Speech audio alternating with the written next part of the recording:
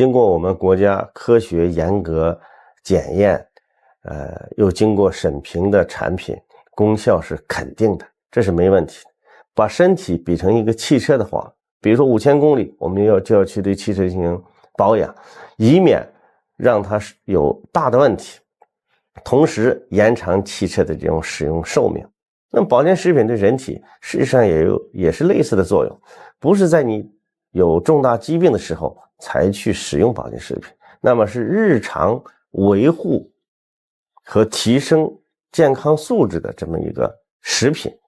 减少了我们发生疾病的风险。保健食品应该说就是无病防病，